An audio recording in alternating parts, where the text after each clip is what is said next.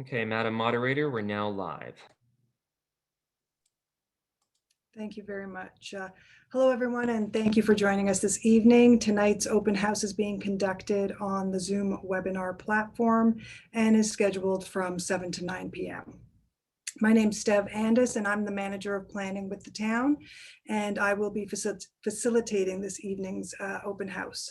With me in attendance is Bruno Scopacasa. He is a senior development planner who is processing these applications. We also have John Grieve, who is the supervisor of transportation with the town. From Ajax Council this evening, we have Mayor Sean Collier, who will be with us for the beginning of this open house. We have Ward 2 Regional Councillor Sterling Lee. We have Ward 2 Councillor Ashmeet Khan. We also have the applicants for the proposed development, Rad Vucicevic, who is the director for Medallion, and Anna Fagas, who is the development manager for Medallion. We also have some of the members of their consultant team, Scott Waterhouse, planning manager from GHD, Henry Bernstein, Director of Architecture from IBI, and Kenneth Chan, Vice President from Leah Consulting. Now, the town is in receipt of and currently reviewing official plan and zoning bylaw amendment applications for the lands on the north side of Rossland Road between the Carruthers Creek and Audley Road. And along with supporting reports and studies, they have been posted on the town's IMO page. Tonight, we're going to start with a presentation from Bruno Scopacasa, who will provide an overview of the application and explain the site context. This will be followed by a presentation from the consultants who will present the proposed development. We've received a number of your comments already, and I want to thank everyone who's taken the time to submit comments in advance. We have grouped those comments into common themes, and we will be addressing them after the presentations. Bruno and the applicants will read out the questions and provide responses. Following this, we'll open the floor up to any attendee who wants to speak to the proposed development. As attendees, your mics and cameras are automatically disabled. If you wish to speak, please raise your hand by using the hand icon at the bottom of the screen, and I will enable your microphone. You'll receive a pop-up message advising you've been given permission to unmute. I will disable your mic before moving on to the next speaker, and your video will remain disabled. For those who wish to speak, I will limit you to 5 minutes. To respect everyone's time and to get as many people as possible within the allotted time for this open house, I request that you keep your comments as succinct as possible. And I also ask that if your comment has already been raised, that you lower your hand. We also encourage you to type your comments by accessing the Q&A button at the bottom of the screen, as we may not be able to get to everyone within the allotted time for this evening's open house. We'll be gathering all the typed comments from the Q&A for this and other open houses and group them into similar categories such as traffic, and we'll provide written responses to those that will be posted on the IMO page in early February. This is to use our time during the open house for people who wish to speak. We're here to listen and record your feedback. Please note that this open house is being recorded and that it will be posted on the IMO page next week for those who are unable to attend.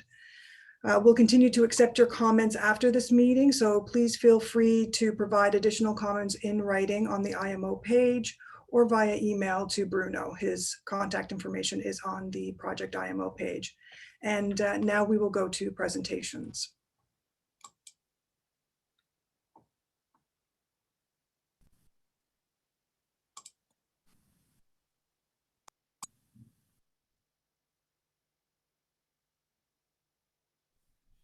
Good evening, everyone, and welcome to the Town of Ajax hosted virtual public open house for official plan and zoning bylaw amendment application submitted by Medallion Development Corporation in 2017 for lands located on the north side of Rossland Road between the Carruthers Creek and Audley Road.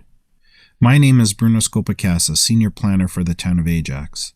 I will be providing an overview of the site and land use planning context, a brief history of the existing Castlefield subdivision to the north, general background on the current development applications filed by Medallion for the site, and an explanation of the planning process moving forward. The official plan and zoning bylaw amendment applications are for the lands outlined in red on this image. The subject lands represent the last 4 undeveloped blocks within the Castlefields subdivision and have a total area of approximately 4.4 hectares or 10.9 acres. The subject lands are surrounded by the following land uses. To the north is the Castlefields residential subdivision consisting of single and semi-detached residential dwellings, community parks, and a future school site. Immediately to the east is Audley Road. Across Audley Road are lands designated rural area that are part of the Greenbelt. Immediately to the south is Rossland Road. Across Rossland Road is the Sundial Mulberry Meadow subdivision, consisting of single and semi-detached dwellings, back-to-back and street townhouses, community parks, and an elementary school. Immediately to the west is a stormwater management pond and the Carruthers Creek and associated valley lands that are designated environmental protection. In 1998 and 1999, Medallion filed a draft plan of subdivision and zoning bylaw amendment applications to permit the development of the Castlefield subdivision located at the northwest quadrant of Rossland Road and Audley Road. The proposal included approximately 850 single and semi-detached dwelling units, as well as the future development of 203 block townhouses or apartments on lands between Rossland Road and Carberry, Mansbridge, Stiles, and Whitlock Crescents, from the Carruthers Creek tributary to the west and Audley Road to the east, along with park blocks, a school block, and public roads. The Castlefields draft plan of subdivision and zoning bylaw amendment applications were approved by Council in 2002. Medallion purchased the 40-acre parcel of land south of the railway corridor, west of Audley Road, referenced on this image as Amolchuk, and incorporated these lands into the balance of the Castlefield subdivision through the submission of a separate draft plan of subdivision application. The proposal for these lands included approximately 135 single detached homes. The subdivision application was approved by Council in 2003. The town's 2000 official plan designated the subject lands as high, medium, and low density residential. These land use designations were identified through a secondary plan exercise in the mid-1990s and adopted into the Ajax District Plan in 1997. The town's official plan replaced the district plan.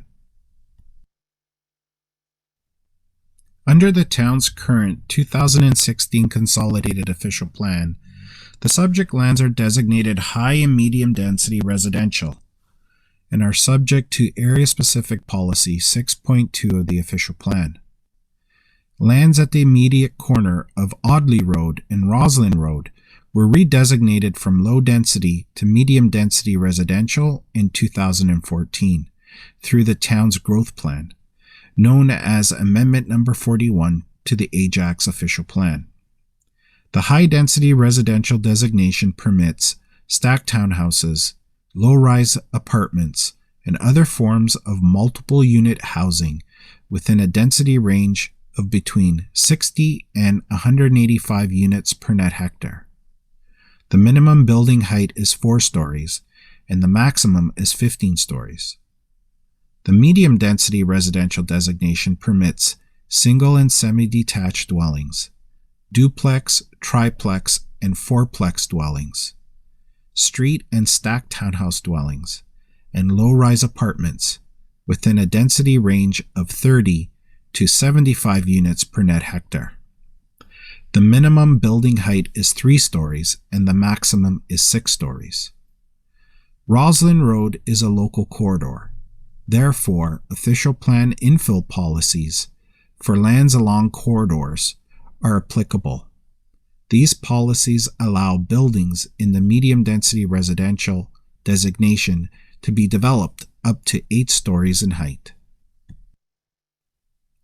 The subject lands, which are outlined in red on this image, are zoned Residential Multiple 6 Zone, or RM6, and Neighborhood Commercial, or NC, and are subject to Exception 76 within the town zoning bylaw.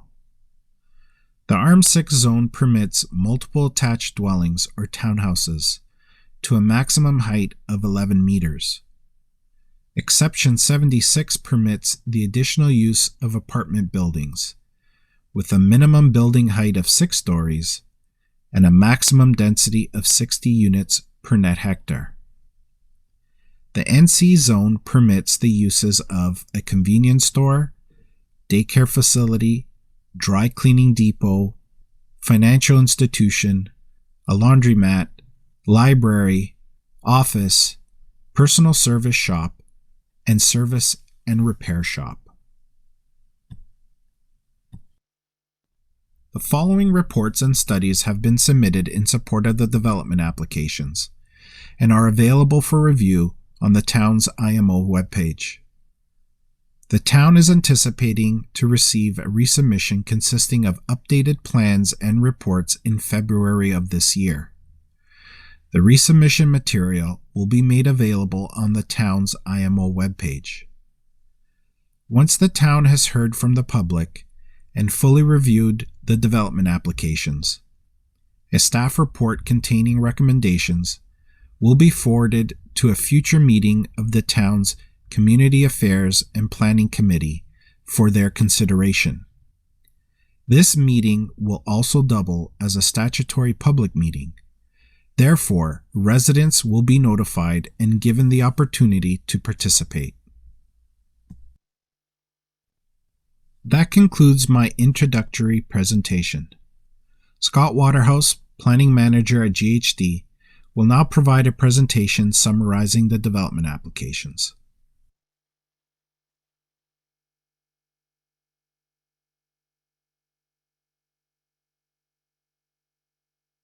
Good evening, everyone. My name is Scott Waterhouse with the firm GHD. I am the planning consultant for Medallion Corporation regarding the proposed development site in the town of Ajax.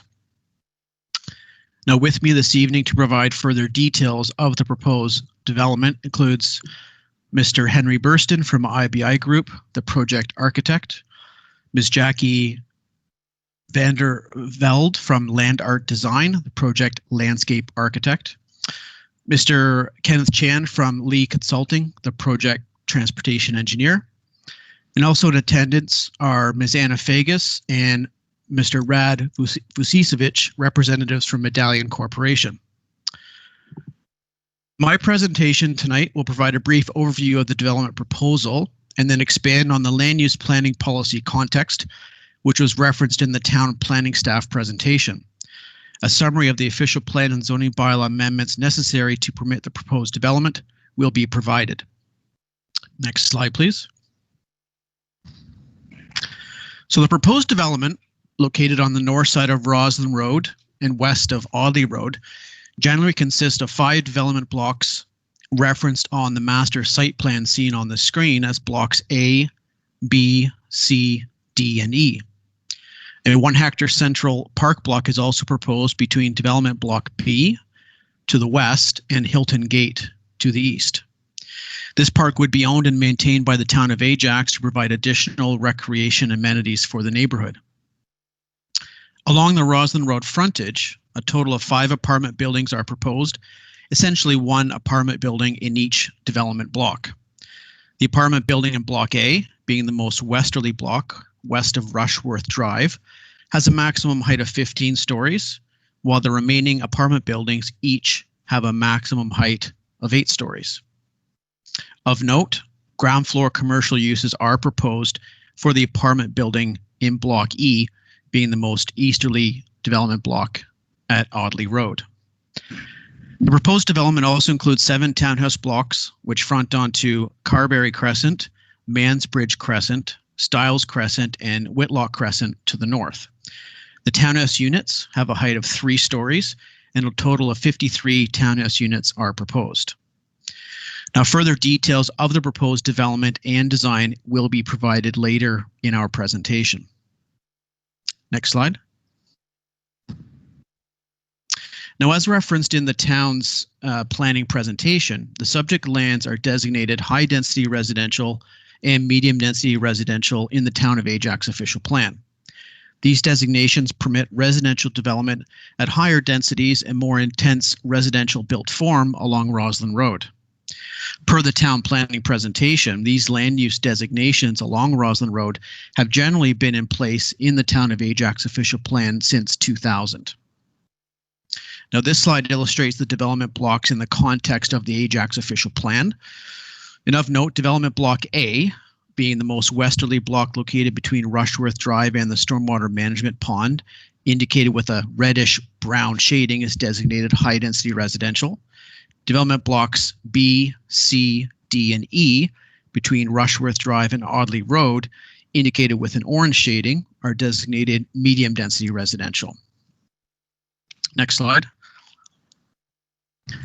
The high-density residential designation applicable to Block A permits a maximum density of 185 dwelling units per hectare, along with a minimum building height of 4 stories and a maximum building height of 15 stories. The permitted housing types in this designation include stacked townhouses, other forms of attached housing, and low-rise apartments. Next slide. Certain amendments to the Ajax official plan are necessary to permit the intended design for Block A.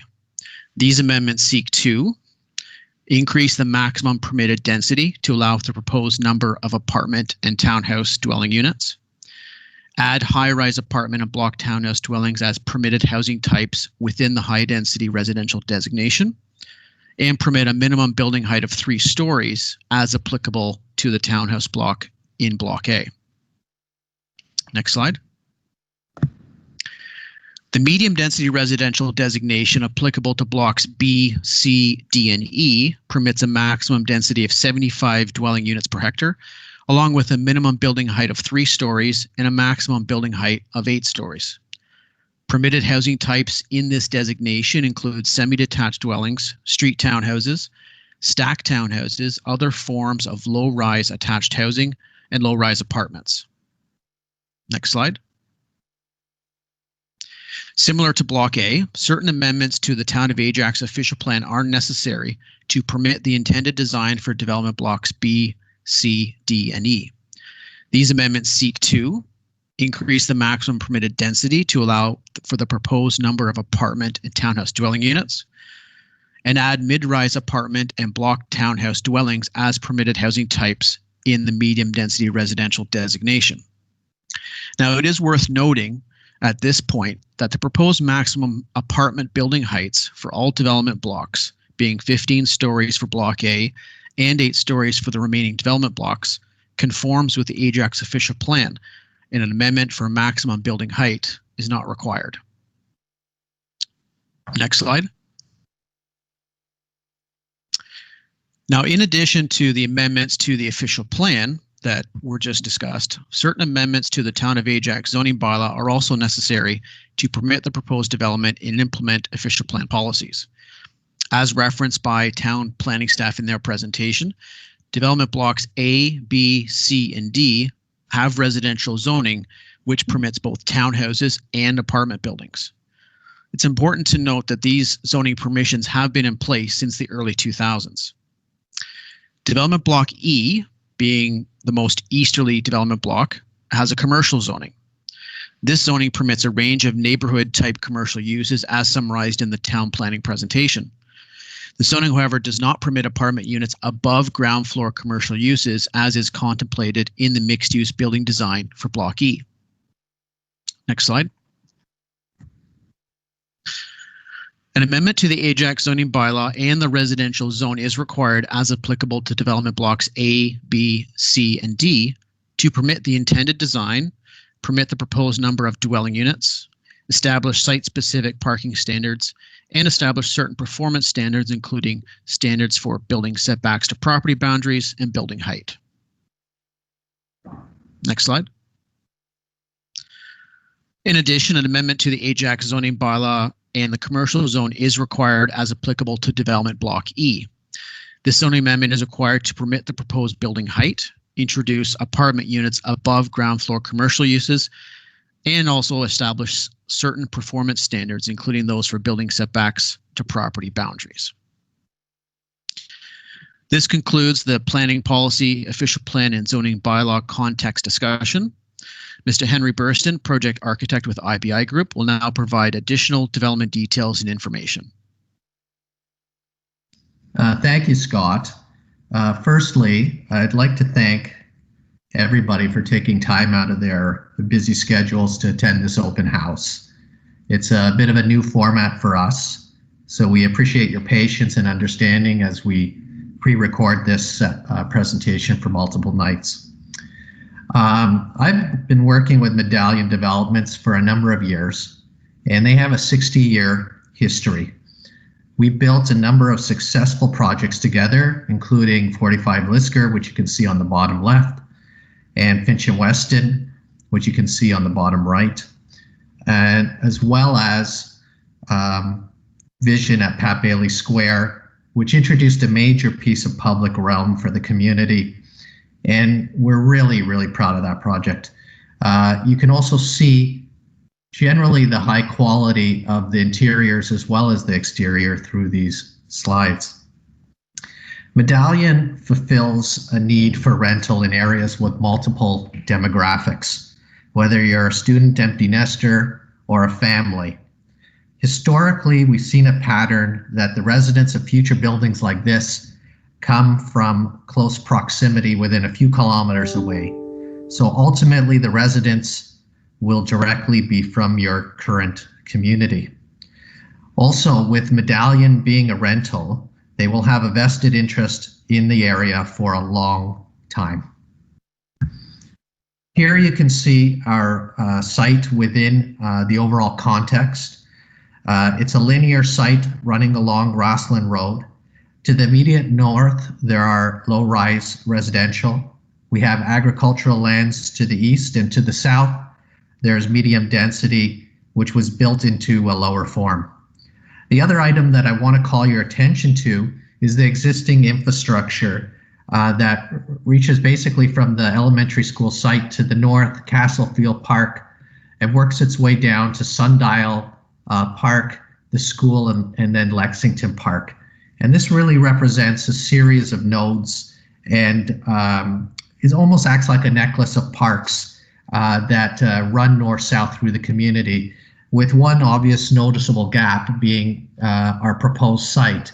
So this is kind of some of the idea of how we decided to place the site with direction from the city in the middle of our development to help facilitate that as a kind of a growing spine through the community. This shows a number of photographs of the area. I'm not going to spend too much time on this because you all live here and know your community well.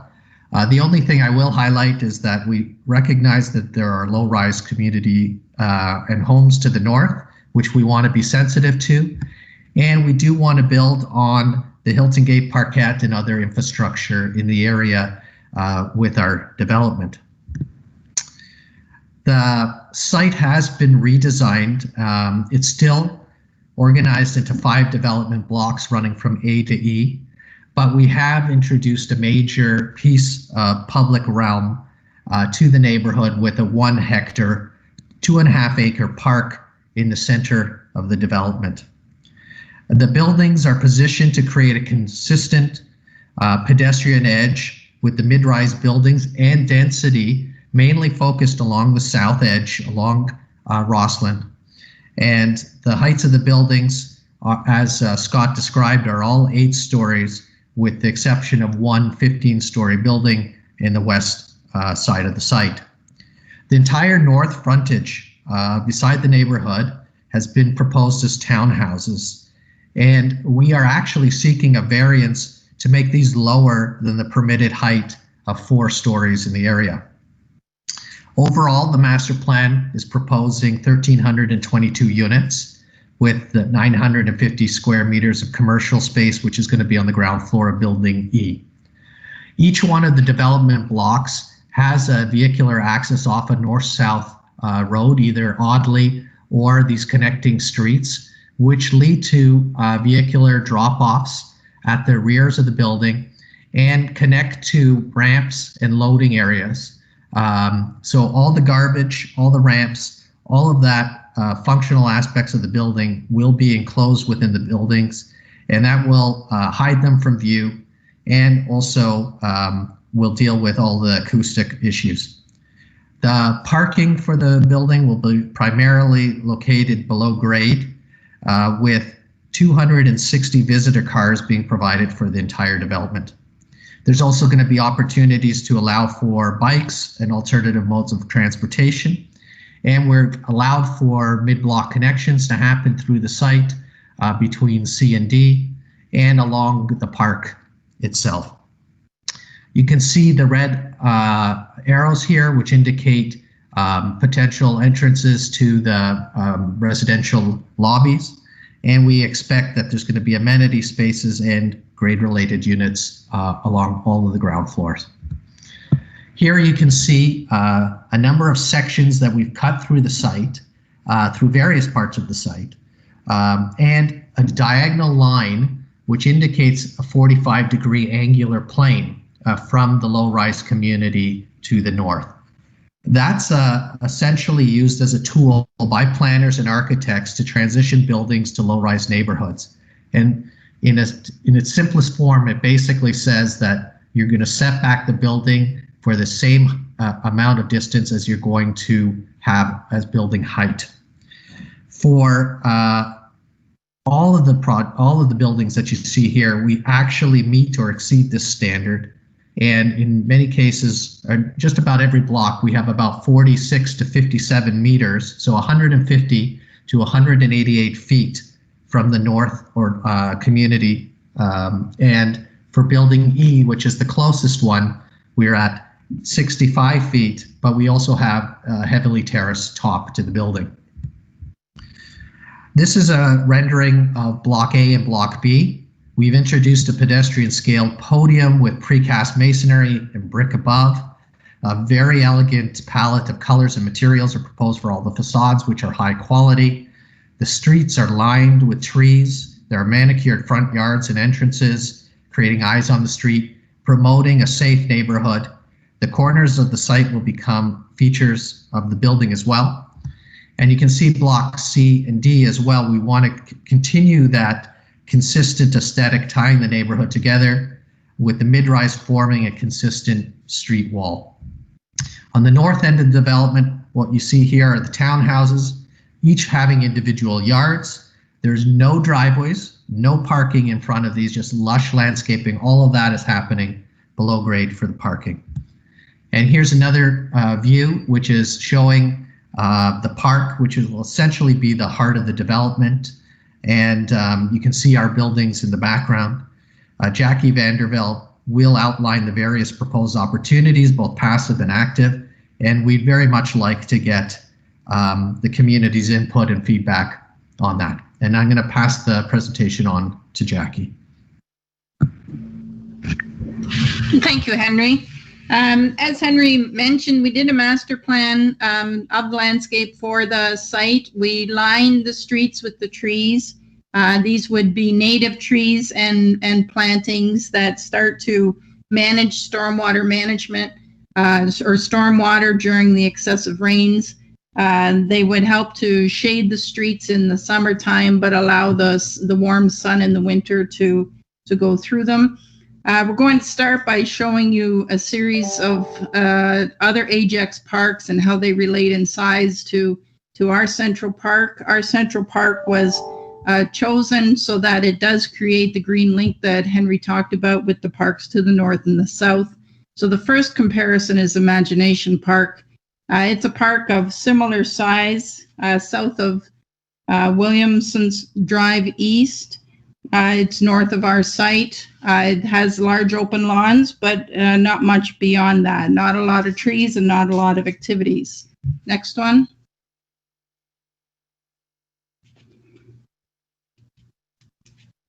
The second example is Todd Hunter Park. This is west of our site. It's similar in size to our park again. Similar in that it has shade trees and a playground. However, there are no sports courts in there. Number 3 is Sundow Playground. Okay. Sorry, I missed Castlefield. Yeah, we'll go to Sundow Playground. This is off for Formosa Avenue, just south of our site again. Large open lawns, but it lacks a lot of shade to play in. And it has no sports courts. Lexington Park is our final example.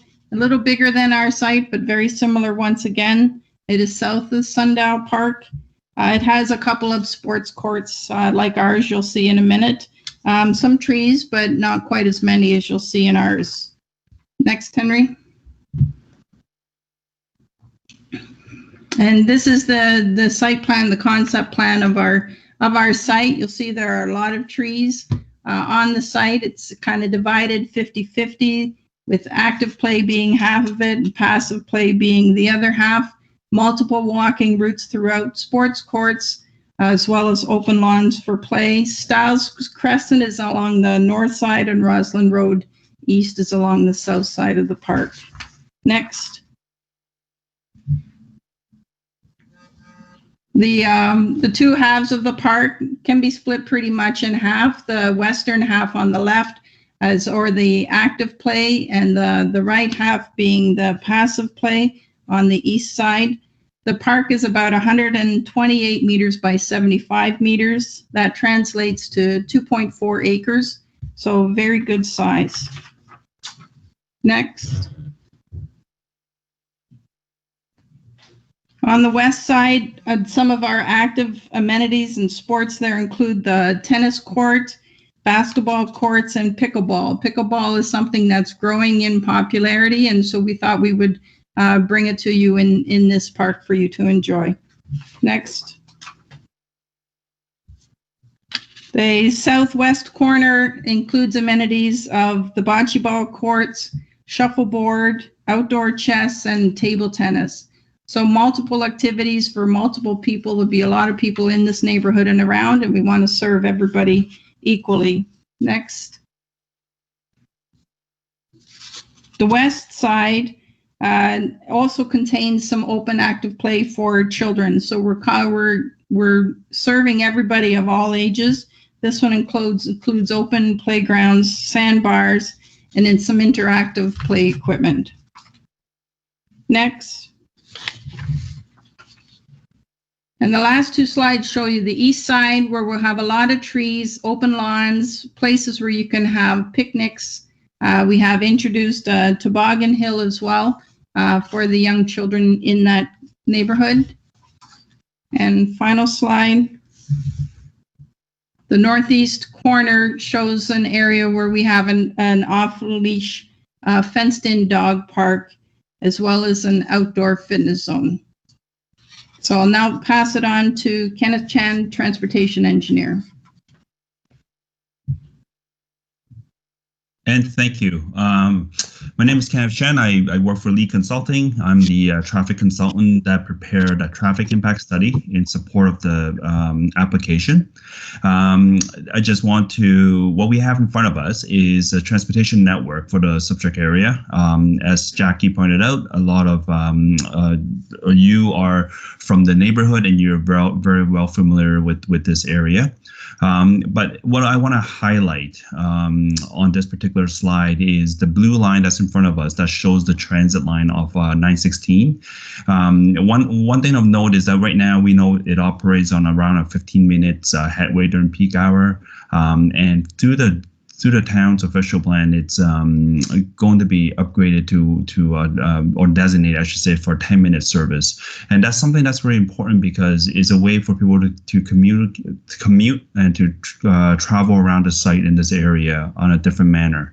The yellow lines are the cycling network, as you can see, and oddly there's a shared bike lane that goes from Taunton down to Kingston. So we just want to highlight that this area does have alternative mode of access, but a mode of travel, I should say, but predominantly it is auto centric and focused. You can see on the bottom right now, that's the existing condition of Rossland. And I believe, as most of you are aware, there's an ongoing environmental assessment for Rossland, which the city will speak to in more detail. Next slide, please. On this particular slide, I just want to highlight how people currently travel in this actually particular area. There is a 15% of what we call modal split dependency on transit during the morning peak hour, and of course, predominantly, as I discussed earlier, you're looking at 78% single occupancy and 7% passenger. So it's what I would describe is that this is a typical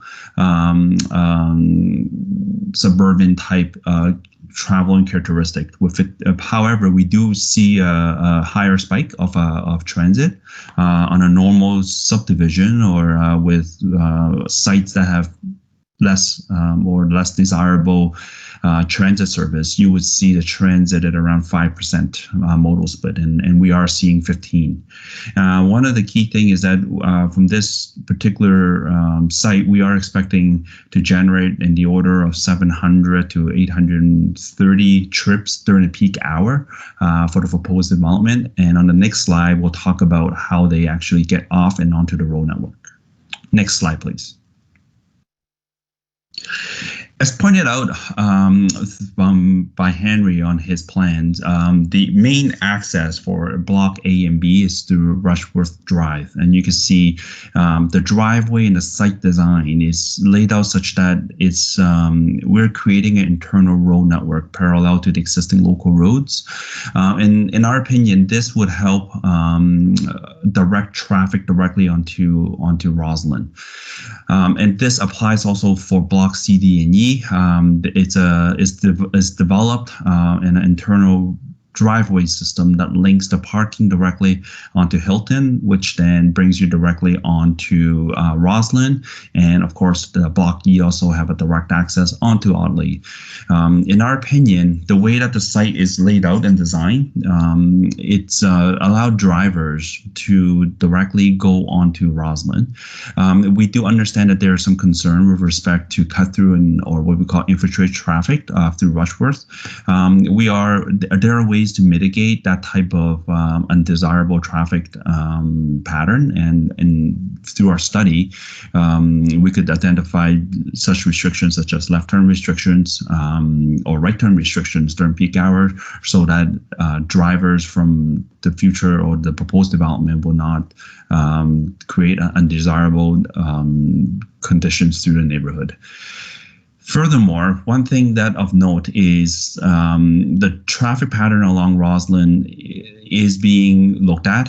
We have previously conducted a traffic impact study. We are currently working both with the town of Ajax and as well as the region of Durham to investigate traffic and how the traffic from these blocks will impact Rossland, at Salem and Rossland and Audley.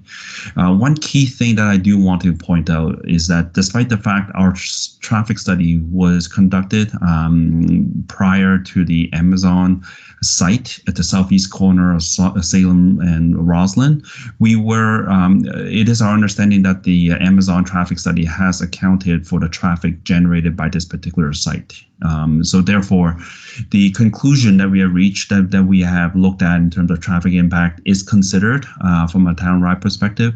And my understanding is that it is definitely a traffic input into the analysis that's being undertaken for the environmental assessment as to what type of upgrades shall be looked at for Rossland. And of note is that in the official plan, it does, in the transmission master plan for the town of Ajax, it does highlight that Rossland will be widened to 4 lanes, and that is something that is still being planned. This is a brief overview of our traffic impact study and the traffic work that is being considered for this site. And this concludes the applicant's presentation. Thank you very much for that. I'm now going to pass it over to Bruno, and Bruno and I believe Rad will be answering the questions that we received prior to the public open house. Bruno. Good evening, everyone. There were 14 questions or comments that have been received from residents through the town's IMO website. I'll be reading the question or comments and have them addressed. They are as follows. Number 1, Medallion did not discuss or disclose or tell purchasers that these lands would be developed as currently proposed. Sales office representatives advised purchasers that these lands would be developed for townhouses. Purchasers are upset and feel that Medallion lied to the purchasers. I'm going to direct a response to this question to Medallion. Good evening. Thanks, Bruno. As noted in the presentation we just saw, the zoning and official plan permissions have been in place since early 2000, which included permitted uses such as townhouses, stacked townhouses, as well as low-rise apartments. As landowners, we are always evaluating land use options on our properties at the time, and townhouses were contemplated. The intent has always to build residential on the site. However, provincial and municipal policies have changed to encourage high densities along major arterial roads, such as Rossland Road, and therefore we were also encouraged to change with the times. So we now have revised a plan, which is still residential, but has changed to meet the current environmental, economic, and social climate. And it was never our intent to mislead any purchaser. Thanks, Bruno. Thank you, Anna. Question number 2. The proposed development will increase traffic in an area that is already experiencing high volumes of traffic and delays. An updated traffic impact study will review the anticipated increase of traffic from the proposed development and its expected impact on the surrounding road network. The updated report will be reviewed by both the town and the region's municipal transportation staff. Question number 3. The submitted traffic impact study is outdated and does not account for traffic volumes from new area developments such as Gordon Foods and Amazon. The town and the applicant recognize that the submitted traffic study is out of date and requires updating. A revised traffic impact study will include background traffic from all background developments in the area, including Gordon Foods and Amazon. Question number 4. Traffic on Rossland Road and Audley Road are already an issue. How will Rossland support the increased traffic from this development? The town has identified the need to widen Rossland from 2 lanes to 4 lanes. An environmental assessment and preliminary design for this widening is currently underway and will be completed this spring. The town is currently targeting construction in 2024.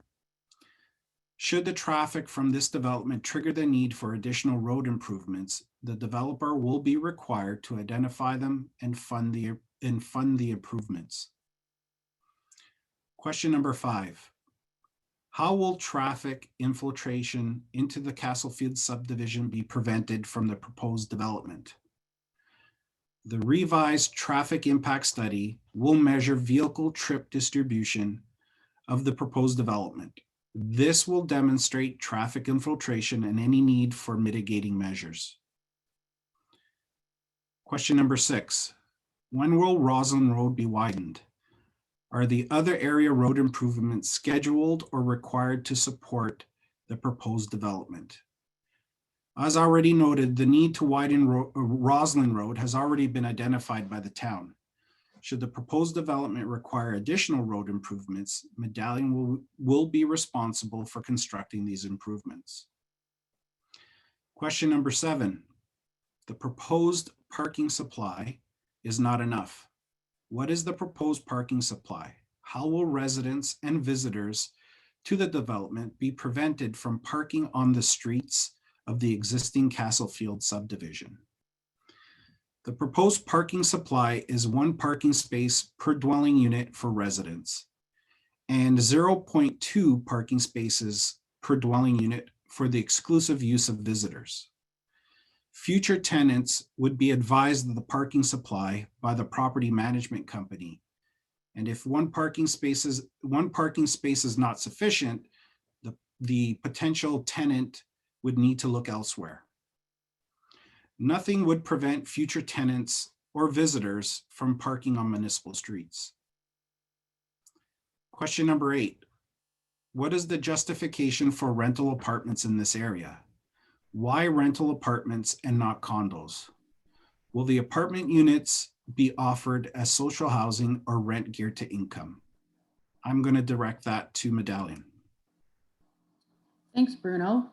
To answer the question about why rentals, so Medallion is proposing purpose-built rental housing with the intention of providing both existing and future residents of the area with greater housing choice. This proposal would contribute high-quality rental units in an area where there is currently limited rental housing options.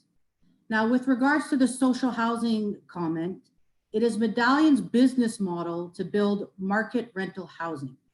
However, based on our experience throughout the GTA, it is not uncommon in redevelopment projects for affordable housing to become a component of the project. And this is typically led by government initiatives. And we will have to continue to have discussions with the town to determine if there's any desire to include any affordable units in this project.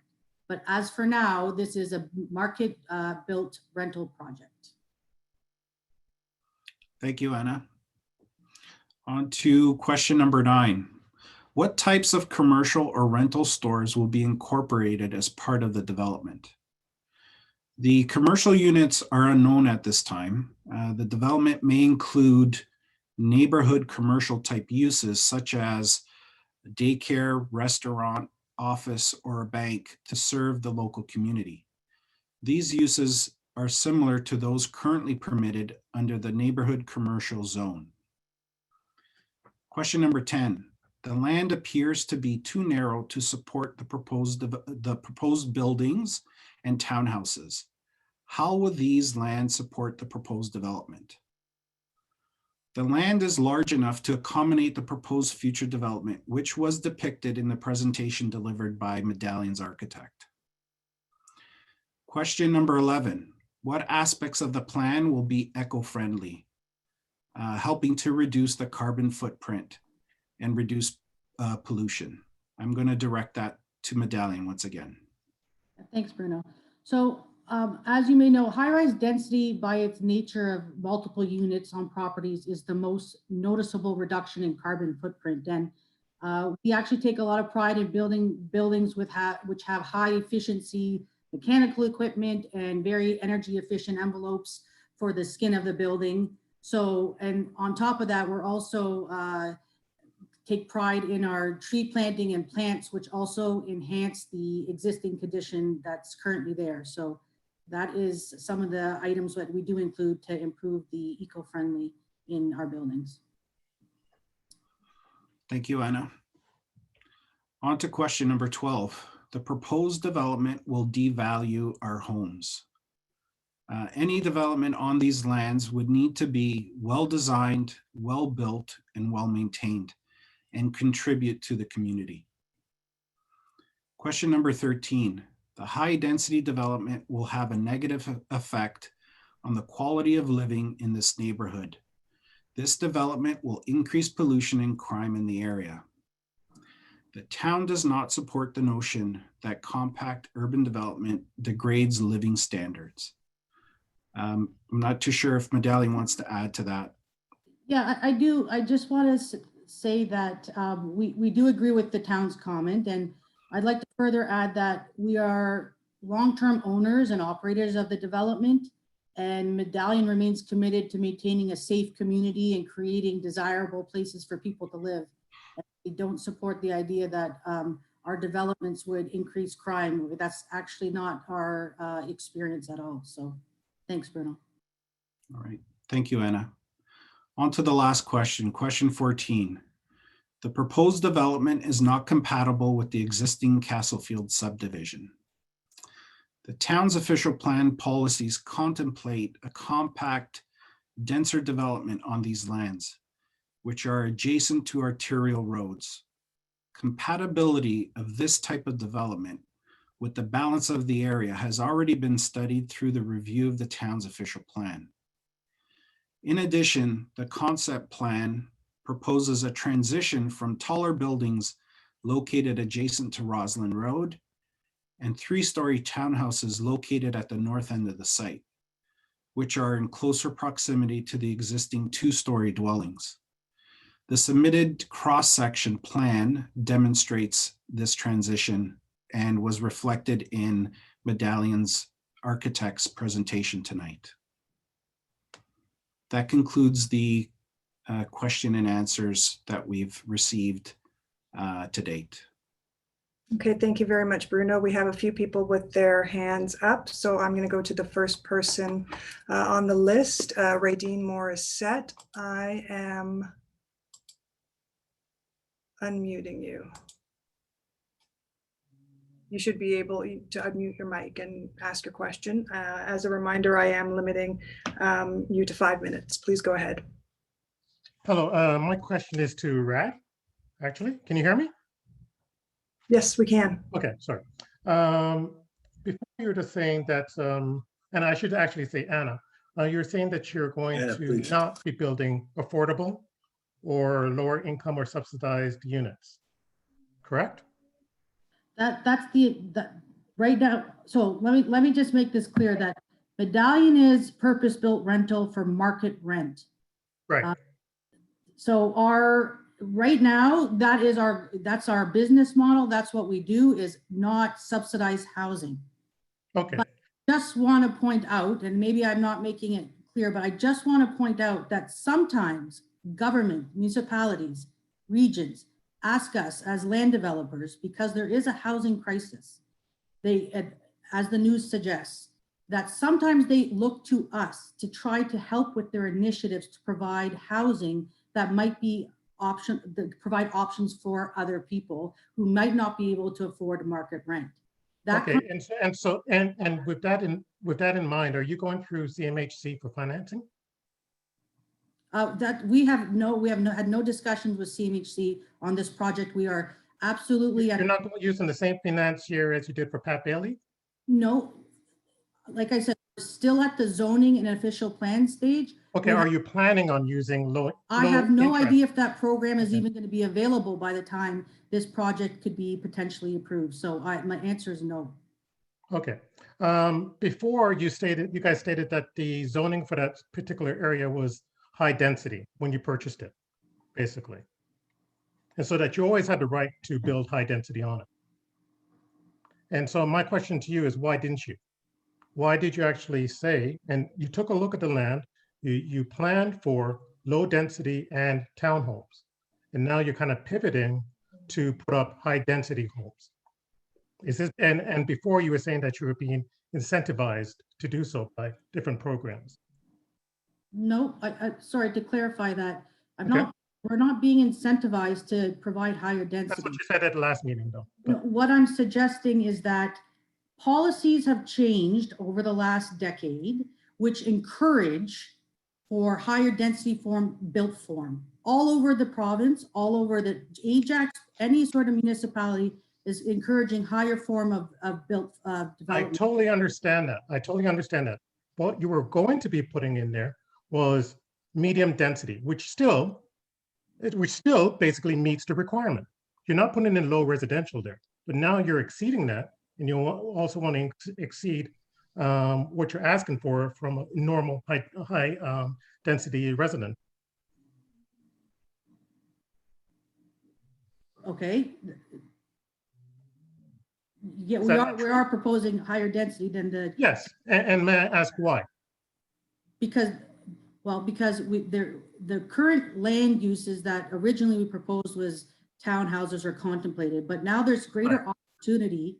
There's great opportunity to look at and to use the resources and infrastructure and services and create better opportunity for housing on an arterial road that is that supports higher density. So we're looking at the highest and best No, use. but that the town has already said that based on the arterial road and based on our current zoning, we have certain restrictions.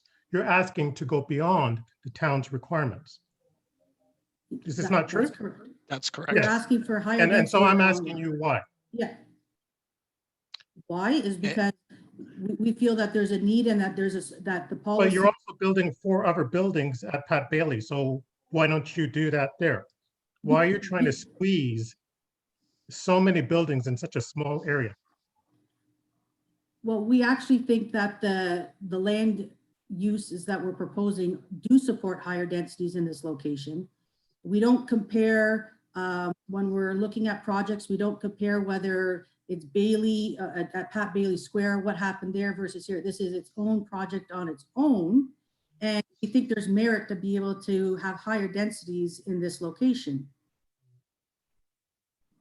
So when you say that there's merit, and before Rad was saying again, there is no market study that was done. It's just basically you build it because you think that there's a need, correct?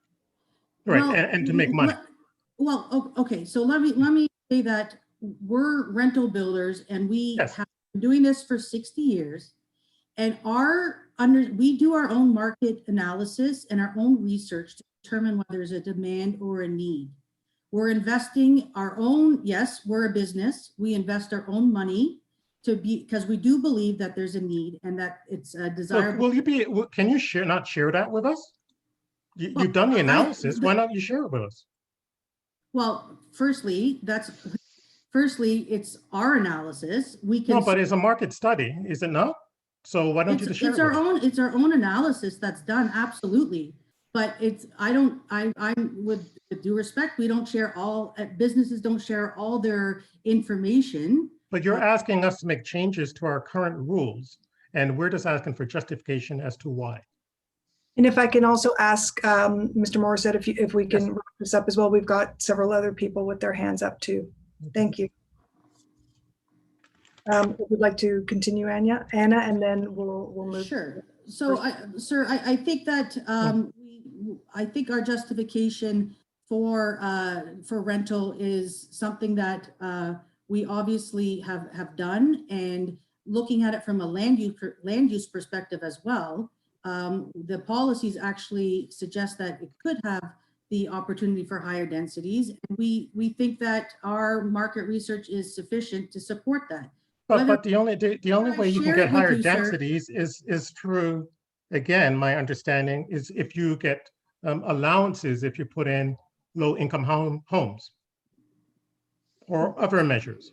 Okay, so perhaps we can wrap this up, and perhaps Okay. I can also every landowner has the right to submit an application to amend the official plan or to amend the zoning bylaw for whatever development they're proposing.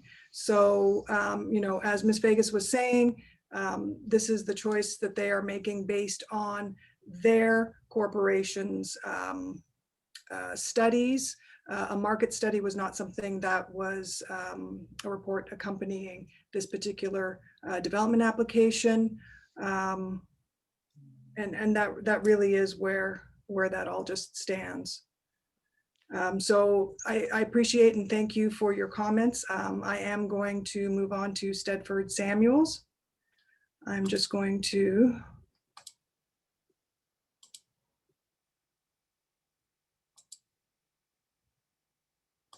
Okay, Dedford, you should be able to unmute and please ask your question. I believe I did. Good evening, everyone. Thank you for this time. I thank everyone for their input and their presentation. Thank you for allowing me to see what's happening in front of my house. I am living right at the corner of Hollier and Whitlock. And I'm glad that someone had posed the question at when we purchased back in 2005. We were told, and I'm glad I wasn't the one that asked the first question, but I was told that that strip of land would be townhouses similar to the ones on Church Street. That's right. And that's what we were told. No high rise, no 3 stories, none of that stuff was told to us. We have chosen a site different from the one that we are in right now. And because we were told that we changed to this site where we are at the corner of Hollier and Whitlock. My problem is that, first of all, the traffic, I'm not sure how you did the traffic study, but Hollier Street or Hollier is not wide enough for the traffic that's on it right now. We have several accidents in front of my house so far. If you come down the street right now, you'll see where a light pole was taken out just before Christmas.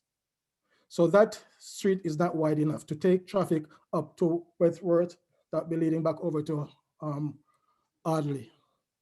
And I'm sure that from this development, more traffic will be placed on Hollier. How are you gonna satisfy us, the traffic on Hollier, to make sure that we don't have a problem? Because I think it was last summer, my neighbor across the street had to jump out in the middle of the street to stop one car from hitting one little child that was crossing the street. Now we're gonna have a more serious problem with this development. Can you justify that and tell me how you're gonna help us in this area? So I think that question would be best directed to the traffic consultant or the town's supervisor of transportation. Sure, if I may I just take the first response to that, and thank you, sir, for your input. And I'll be honest, as a traffic engineer, we value the input and your observations from people that live there every day. So I was just busy taking notes to ensure that we could incorporate that additional concern into our traffic study. In our original study, we were not aware, and in our discussion with the town and the terms of reference level, that traffic infiltration and or speeding and or of course traffic safety from a neighborhood perspective exists currently on Hollier and Whitlock. So this is, thank you for this comment. I will take it back, and we'll definitely explore with the town and to expand to ensure that the proposed development will not have further negative impact to your local streets. Now, one thing that I do want to point out is that the proposed development will only have vehicular access onto Hilton Gate, which then have direct access onto Rossland.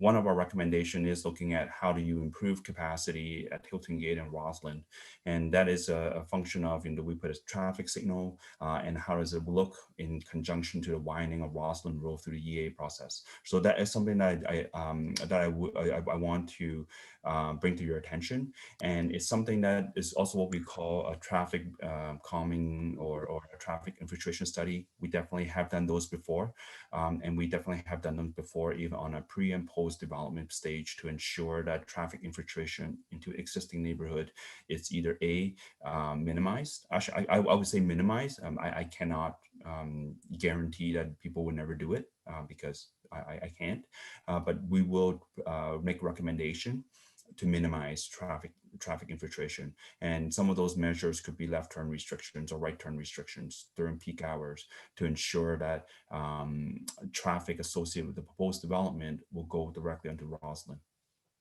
But we'll still have the same problem too, though. We'll have even more traffic here. More people will be going through, and more kids will be on the road there. And the problem we're having now is with the kids on their bicycle in the summer and traffic making the turn from coming up Hilton Gate and going up Hollier. Okay. That's the problem that we're having right now with traffic and kids crossing the road going to that park. And you're putting in another park, so there are going to be more kids on the road. Okay, noted, and thank you, and we will definitely through our study take a look to see if there's adequate and sufficient what we call active transportation link on Hilton to ensure that there's a safe interaction between vehicular traffic and what we call active transportation and vulnerable users such as children with bikes and so on and so forth. And then again back to the question about the development that was told to us back in 2005 that it was going to be low-rise townhouses. Now you're going to a medium-sized density, which is putting in more units than what we were told and causing us to buy in this area. Why did Medallion go back on what they told us before? I am not the only one that have this question. Other people were told the same thing. And one person saying that maybe Medallion was waiting for all the first-time buyers to move out of the area before they do their development. Well, some of us are still here. And that's what we were told when we bought. Anna, would you just like to Sure, I mean, this answer? To add to that, firstly, there was never any conspiracy option of trying to wait for people to move or wait for our buildings to vacate so people can come in. Like, if that's not a business model that we would take. Like I mentioned, it was at the time, if salespeople did indeed say it was going to be townhouses, that is what was contemplated. But it was certainly not, we didn't mastermind or to try to make it so that this was that for the community to think that we're moving out first term, but that's not anything that would ever come to one's mind. Okay, thank you. Now, Mr. Samuels. We were told that it would be low density.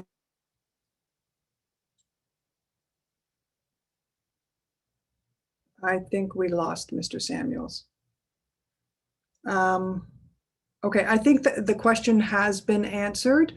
So I am going to move on to the next person. Low townhouses. Now you're going to. Okay, so, sorry, Mr. Samuels, we did lose you for a bit, but now I am muting you because we are moving on to the next person, Trish Pedroso. Just one moment, please.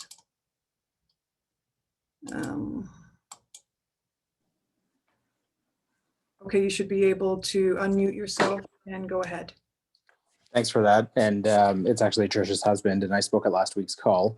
And I know you documented the concerns, and in future, you've made the commitment that you will actually answer those questions. So I very much look forward to getting a real response to what we asked last week. That said, for this meeting, I had 6 questions. Mike covered one of them, so I'll just get straight to it and ask the 5 questions I have, if you can provide me with the time.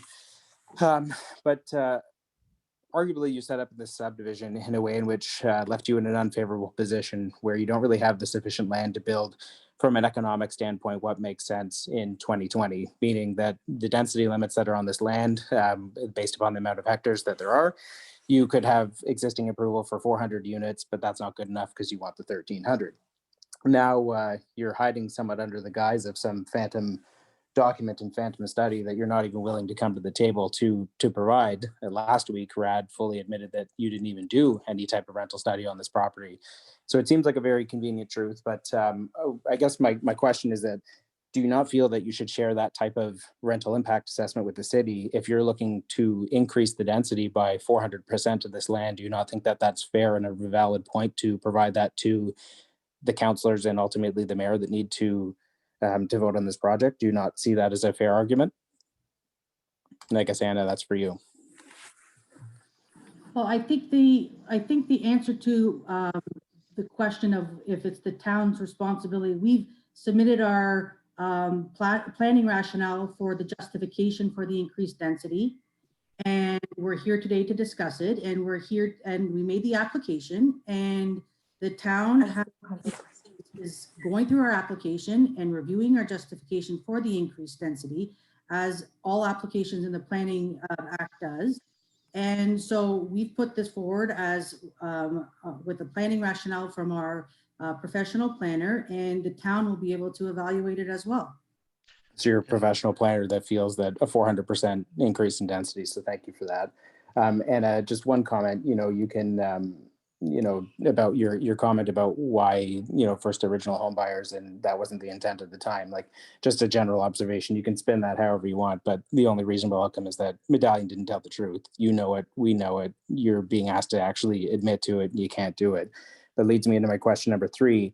If this project is approved, what is to stop Medallion from selling this asset or providing control of this asset to perhaps a certain company, holdings company? Let's just say, for argument's sake, at this one, it could be with Bleeman's Holding, which, as you all know, has a very negative past and is run by the executive of Medallion. Would you guarantee that that wouldn't happen at this land? And if the answer is no, then why should anyone want to do business with you? And if the answer is yes, how can we trust you, considering, again, you lied in the past and you'll continue to do it when it's convenient for you and when the times change? So will you stop this property from being controlled by Medallion at any point in its life? Well, firstly, this is a simple yes or no, right? Like, this isn't something that we need to spin. We just need a yes, you're going to continue to support this for the life of the property, or no, you're not going to. well, I'd like to have the opportunity to respond. But sitting here today could tell you that Medallion very rarely sells any of their assets. So for me to tell you that I am going to sit here and tell you 100%, I can't commit to that, but I will. And that's fine. Then I'm going to move on to my next question, because that's all I need to really hear. So my next question is for IBI. In your presentation, you reference infrastructure, and you reference the existing infrastructure in a way which seems to justify this project. So when you referred to infrastructure, you spoke about a necklace of parks. So what particular infrastructure are you referring to outside of this necklace of parks, which would support this proposed development? Thanks. So even what other infrastructure is there that would support this, per your statement? So there's a number of reports that go in with an application like this. I think Bruno's identified all the measures that a development has to, or all the tests, I guess, that the development has to pass. And that not only in my particular portion of the presentation, I was referring to the park system specifically, and that we were adding a park to basically close the gap between what was happening at the north and what was happening at the south. In terms of other infrastructure, there's infrastructure that's described in the traffic report that refers to roads. There's servicing infrastructure. There's all kinds of measures and reports that need to be reviewed by staff. Like we're required to do them, but they're reviewed independently by staff to determine if a development of this size and scale are acceptable. So I'm going to keep going, because I do have 2 more questions, and I don't want my time to be kind of tied up with these drawn out answers that don't really answer the question. Because to be frank, the use of the word infrastructure in the context of the parks, using that word is somewhat of a misnomer in your way that you'd used it, because it would assume to residents that there's some sort of building infrastructure, such as roads, police, fire coverage, what have you, not simply a park, which I see has been replaced with the pickleball court to now be a toboggan hill, which is adjacent to Rossland Road. So I'll let you all draw your conclusions on how reasonable that sounds. But my question number 5, and last week you tried to correct me about Bleeman versus Medallion, so just let me finish and we'll get to where you need to go. So question 5, why would you propose that the most dense building is literally the only area where you only have one entry exit point that connects to a road, which is 150 feet long, which can only fit about 5 or 6 cars, which is always tied up to Rossland Road? You're adding 400 units to an area that can't even get out of the subdivision now. So I don't know why you feel that would be reasonable. If you really were supportive of green space and traffic and safety, would you not see that as an area that should be left as more of a green space or a park where you're not tying up a major arterial connection to the road? And I just really quick response on that, because I have one last question. This is my last one is for the town of Ajax, and I really don't want to miss it. So over to you, IBI, for that question. I think that there were 2 presentations, one given by Bruno and one given by Scott that referenced the official plan, and that heights were allotted to those certain portions of the property.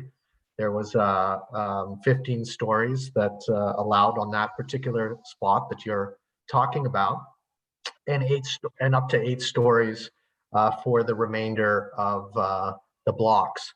So those basically the direction on that came from following the OP and where that document felt that the most density was appropriate. Well, if we were following the town plan, we would have 400 units, not 1,376 units. But I'm going to move off to my last question. I know I'm taking up time, but I just need to get to the town of Ajax here. Start with a very brief statement, then get to my last question. Thank you very much for giving me the time to do so. So to the town of Ajax, to start, I feel like we're being asked to purchase a basket of goods with a description that is wildly inaccurate in this case. I draw your attention to ICI's presentation where they illustrate blocks A, B, C, D in the park. If you didn't know any better, you'd think that this area is being built on a small side road where residents would be safe to walk and play and otherwise be present. However, we know that this is Rossland Road. It's far from a quiet road. It's on a major arterial road, and funny enough, is being used as the very same justification point to build such a project. If you would expect anyone to accurately voice positions on this, then to be fair, we need to be open. We need to be transparent with the presentations. The illustration we've been shown is nothing more than a dream that we all know was never going to come true, a promise that Medallion is just waiting to break. I honestly feel like I'm a sheep. I'm being told I'm roaming in a nice open field, not a worry in the world. But the only problem is I can't see. And the reason why I can't see is because you pulled the wool so far down over my eyes, I don't even know what I'm looking at. While I appreciate the thought that this is going to increase land values and be a more peaceful place for my family and my friends in the subdivision, it won't be. And you honestly believe that? If you honestly believe that this is going to do something good for our subdivision, then I really have a vial of snake oil that's going to do wonders, just waiting for you to buy it from me. So quite simply, what I'm asking for you to do, the town of Ajax, its nonpartisan employees, its elected council, and ultimately the mayor, to think of Ajax first, to think of the traffic that spans from Audley to Westney, to respect the existing density limits of this area, to understand that the purpose of property setbacks that tie into the public safety and the safety of residents of North Ajax. This land and its proposal doesn't fit. It literally doesn't fit on the land that you need it to, because you need to change the density limits to get an approval for it. So my last question, before we commit to fundamentally changing the common look and feel of the purpose of this area forever, have you or Medallion completed any type of research that you're actually going to share with anyone to justify this project? Anna, you said no, but I think you owe it to everyone to share it. Thank you very much for your time. Okay, thank you for your comments. We are going to move on to the next speaker, Edward Lamb. Hi, thanks for your time. I had 2 questions. I know the issue of parking was brought up earlier. I just want to quantify it further. Based on the parking study, the number of required spots is over 2,400 spots. The number of proposed spots, however, was only just over 1,600, which is a gap of 800 spots. Can you clarify what the plan is to address this 800 spot gap, aside from some of the parking might fill into the street? I think I'll take a stab at that, and then John or Ken could help add to that. But typically, when parking reduction is proposed, TDM measures are introduced to try to offset the reduction in parking.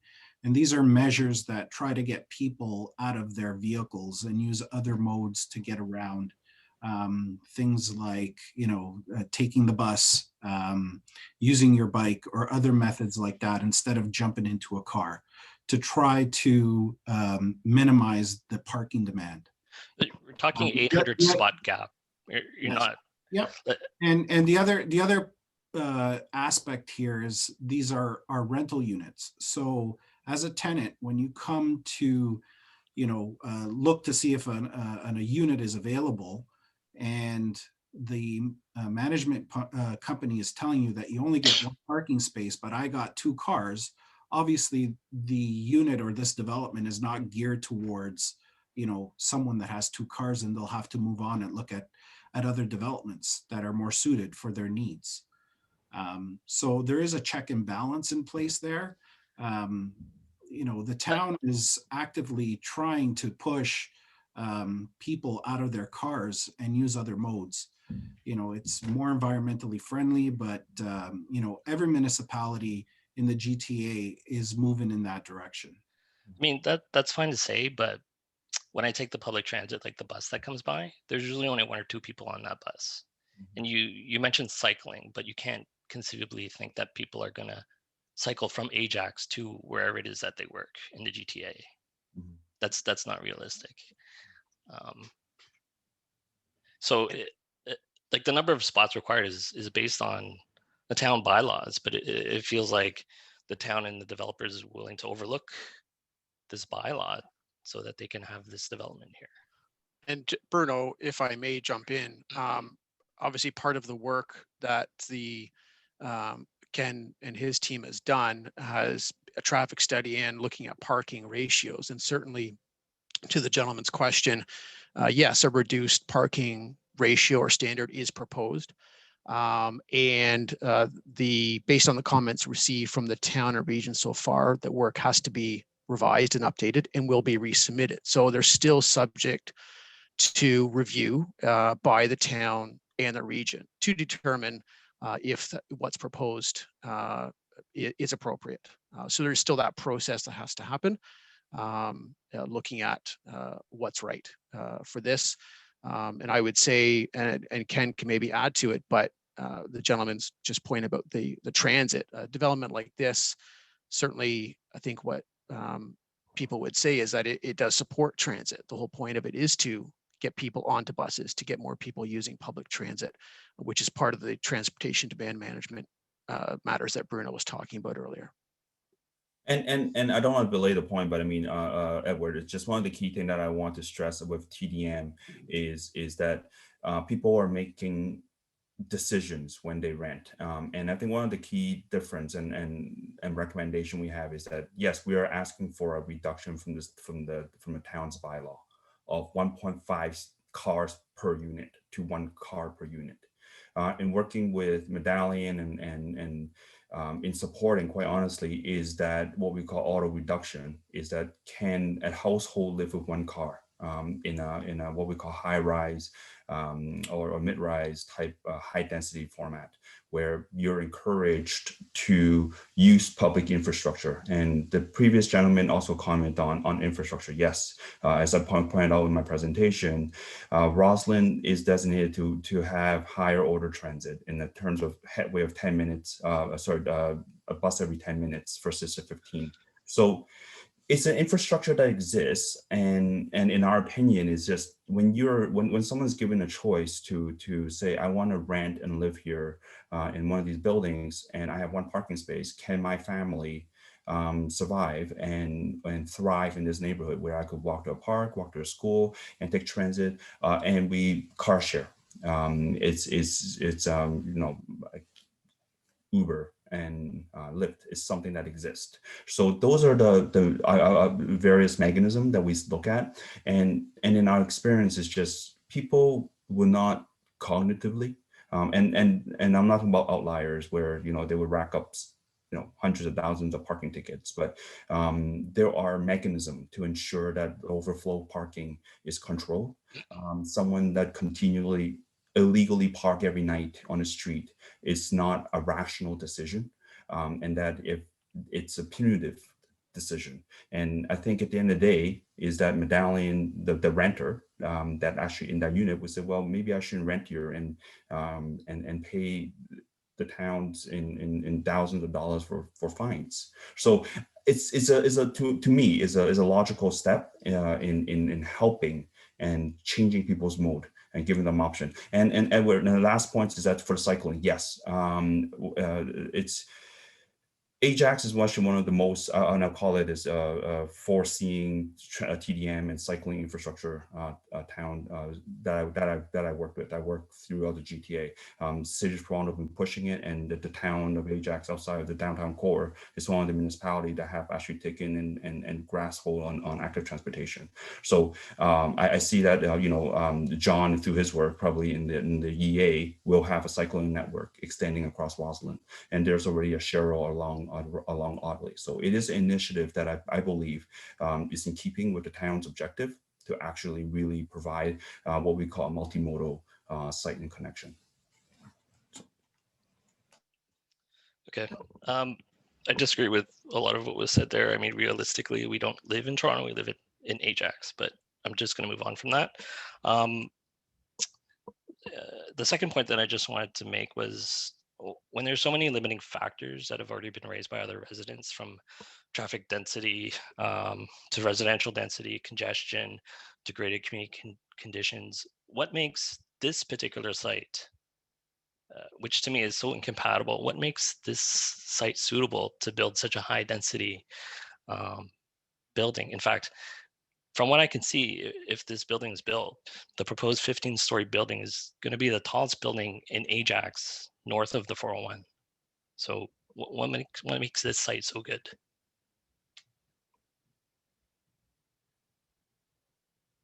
Okay, Bruno, you will answer that question. And then, sorry, Edward, I am going to mute you because after Bruno answers this question, we will move on to the next person. We have actually a lot of people who have their hands up, and we do only have about 35 minutes left. Okay, Bruno, thank you.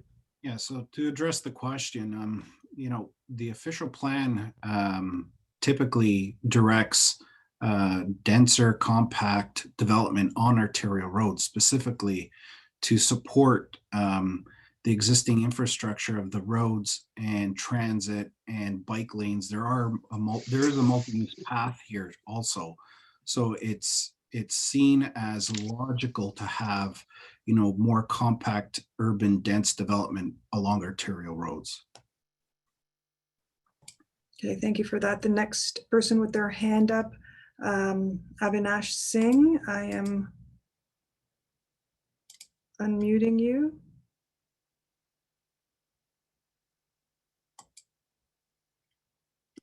Can you, yeah, there you go. Go ahead.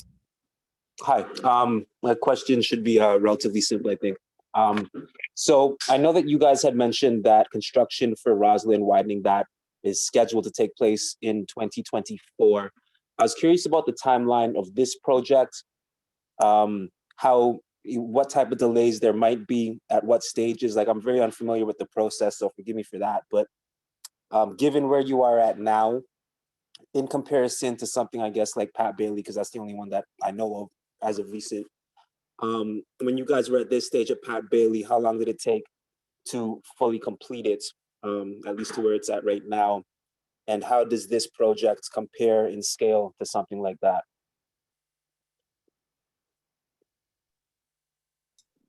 Anna, do you want to take Sure. I could speak to timing.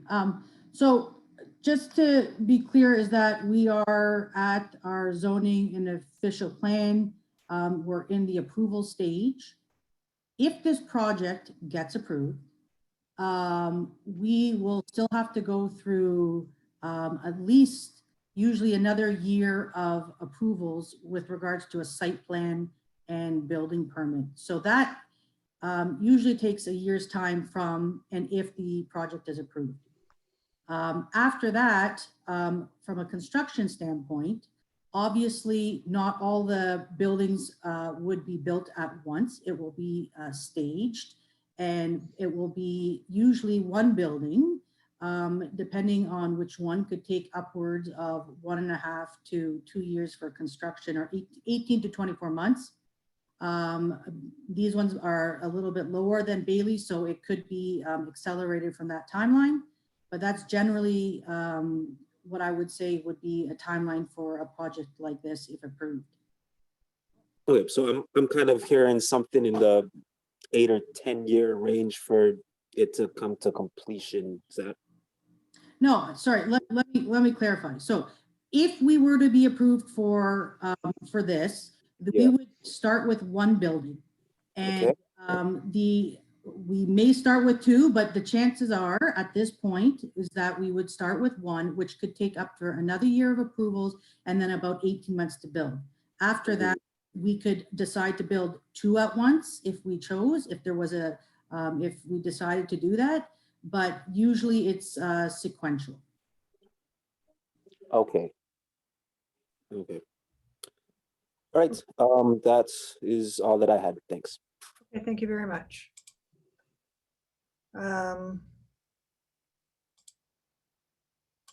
We are now going to move on to the next person with their hand up, BMT Tilly. Hello. Yes, go ahead. Yes, Ash, it's Brenda. And that I'm on the, you're waving. Yes, thank you. I've spoken with Ash before.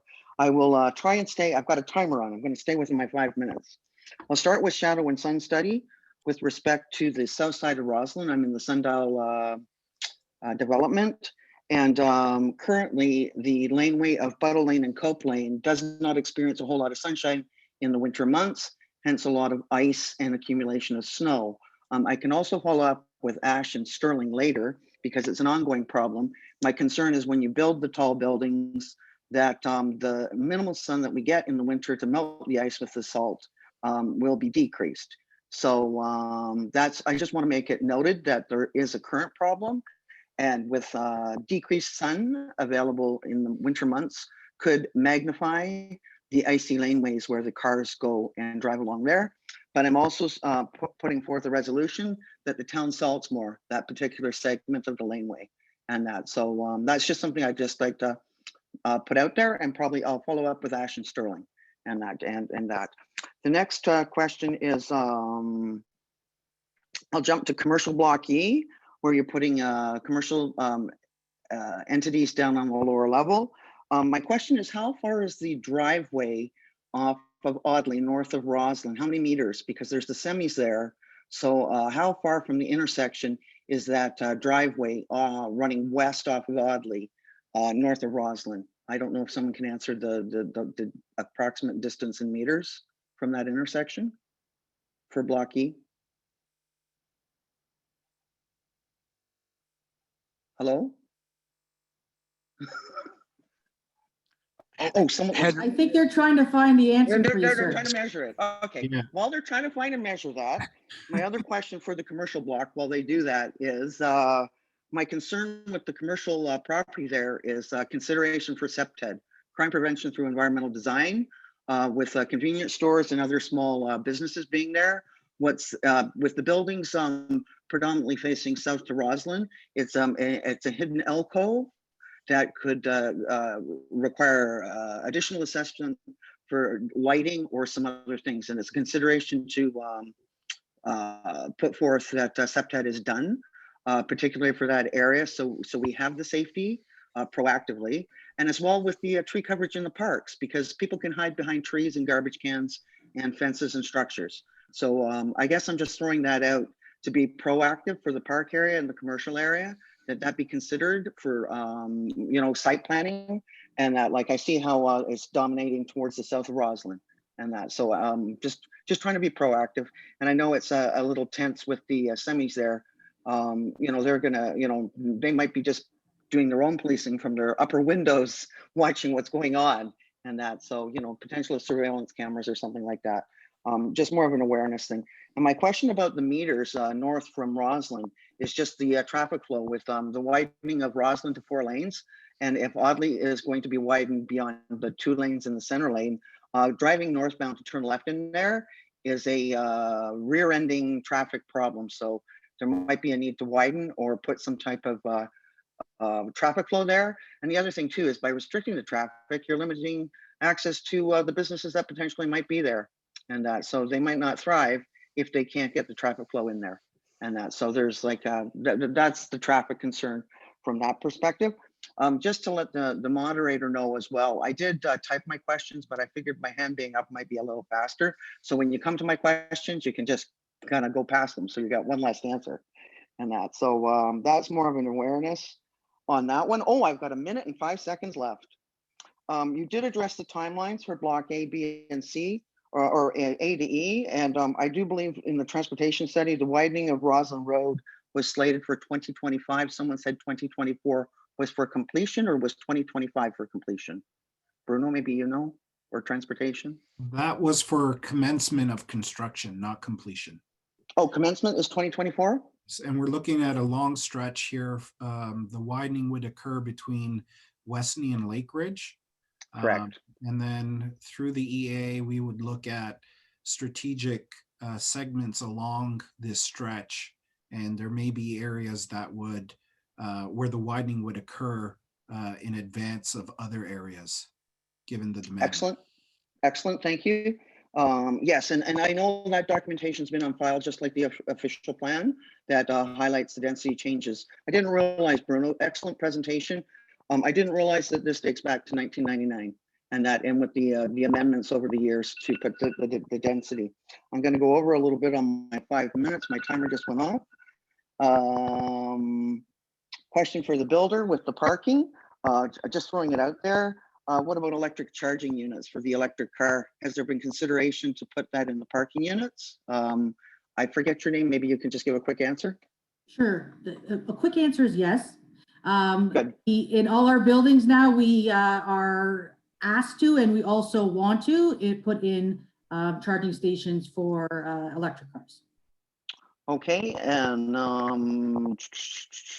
I realize your research is proprietary. I totally understand that. Again, Scott, thank you for your presentation. It was informative as well. And so I just want to just clarify. So the timelines are, if this is approved theoretically, it's not going to be approved tonight or tomorrow. What's the timelines on approval? 3 to 6 months, 3 to 12 months for the approval before you go to the next steps of site plan? No, I think it'll be longer than that. We're still waiting for a resubmission. And then once that comes in, that will be reviewed by both town staff and the region. Comments will be provided back to the applicant, and then they will have to review and digest those comments and respond once again. It could go back and forth a number of times before we're comfortable enough to take a staff report to the planning committee for their consideration. So realistically, site plan is not really on the horizon. I realize the developer will be working on their site plans in the background because you want to be ready, but actually to act on site plan and putting a shovel in is what, 18 to 24 months away, ballpark? Anna, would you like to answer that? Well, I won't hold you to, no. I appreciate the question. It's a very difficult answer with regards to timing because we're at the approval stage yet. So if I had a crystal ball and it did get approved by council when it did, I would imagine that we're still at least we'd still at least be a year and a half away for being. That's fair. That's reasonable. Like, I mean, if everything was approved, you said it would take about a year to get the site plan approved. So that's 12 months. So minimum, 12 to 8 months before. Okay, no, that's fantastic. My apologies for going over my time. Again, thank you all for your presentations. I did read the official plan, and I also have done some additional research and realize why Medallion is doing this, because the province has voiced the need for high density, and I now understand the corridor because I was not happy with the 8 stories, but I do understand your explanation, Bruno. It makes total sense. And having children that can't afford houses, it would be nice for them to live close to us. And Bruno, if I could answer a couple of the other questions that were raised, I'd be happy to do that. You asked about the distance from the driveway to the street, and that's 106 feet. Wow. You also talked about sun shadow study. That's going to be submitted as part of our resubmission package. Because you're to the south, and the way that basically the sun casts shadows, all the shadows are basically going to be pointing away from you. So you won't be getting any additional shadows from the development onto where you described you're living. They're going to be posted and that will be public, and you can verify that independently. It's not the shadows, it's just the lack of sunshine being limited because the building will block the sun earlier for the melting of the snow. But I'll follow up with Ashton Sterling on that one. Thank you. Not a problem. Right, thank you. I'm going to be moving on to the next person with their hand up. And that person is Odile Salibi.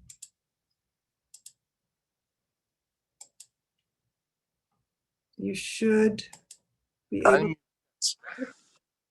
Yes, could you hear me? Yes, we can. Thank you. Go ahead. Okay, and I'm just concerned about what's really going on. Just put yourself in our shoes. We bought a house which is on Carberry Crescent. We paid a premium to get the pound, and our dream was that we live in a clean, detached home in a neighborhood which is safe for us. But we're deceived now with this project, and I'm really, I feel really, I could say, disgust from what's happening there. I'm not here to judge the builder. I'm just saying that the way we feel in this neighborhood, and remember that each unhappy, family is going to spread like a network. You know that each family had at least 6 to 7 friends as different families. So it's a very, I could say, negative vibe which I feel here. It's really so many people which are unhappy with this project. So as I said, I'm not here to judge. I'm just saying what I really feel about it. So put yourself in my shoes. You buy a house, your dream house, which you put your money in it, and you want to be living in a clean neighborhood, and then you realize, because we're the closest to block A, which means the high density building, which is right on the pond, and we paid for the so put yourself in my shoes. What do you feel about this?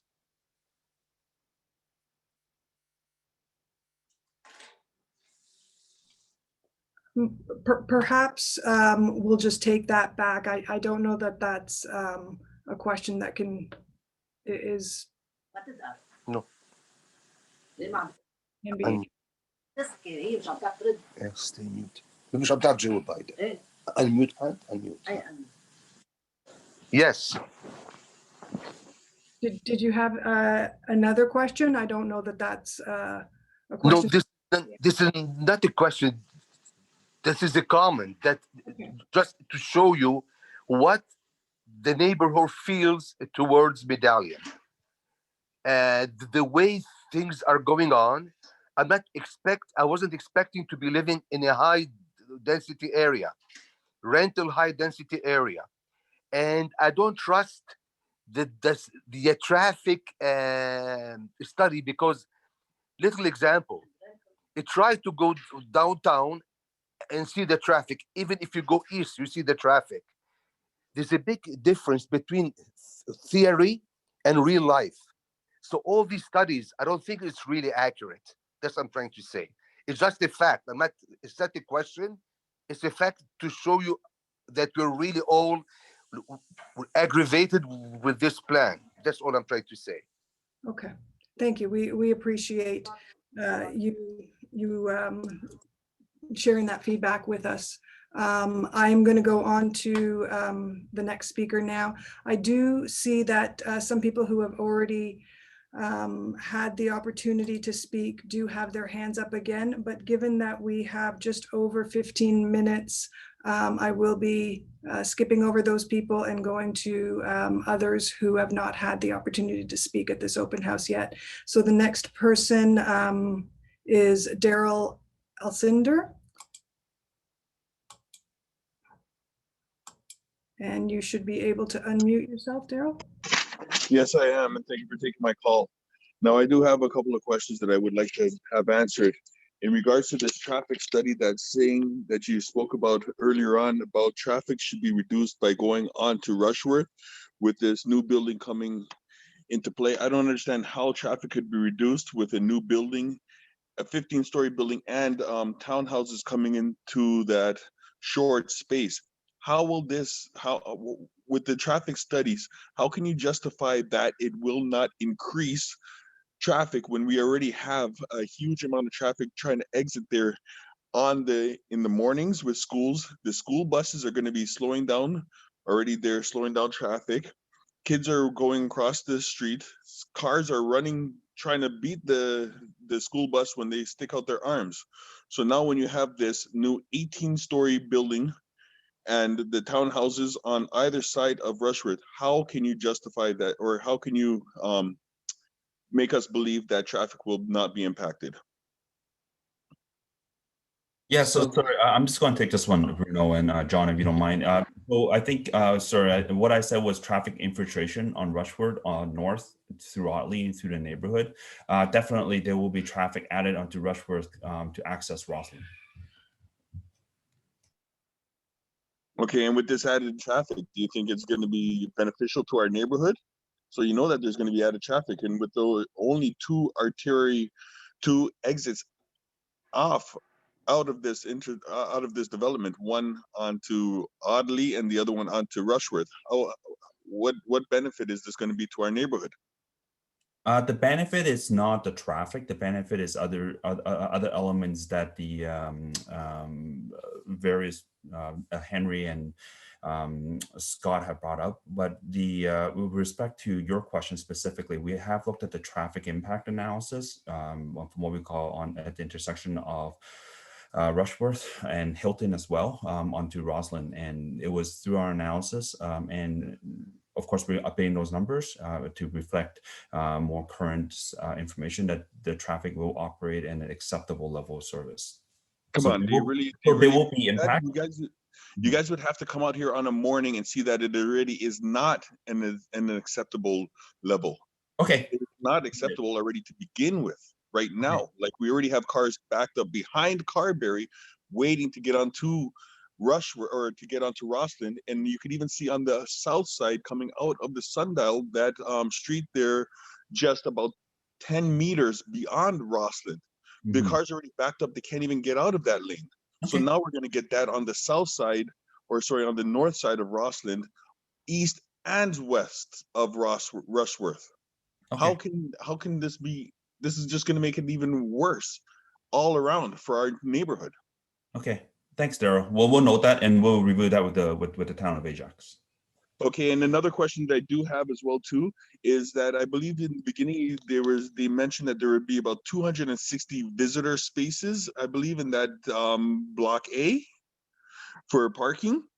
Now, if there's going to be about 1,000 spaces, how is 260 visitor spaces gonna be sufficient to there, and would not all of those extra cars be parked onto those side streets?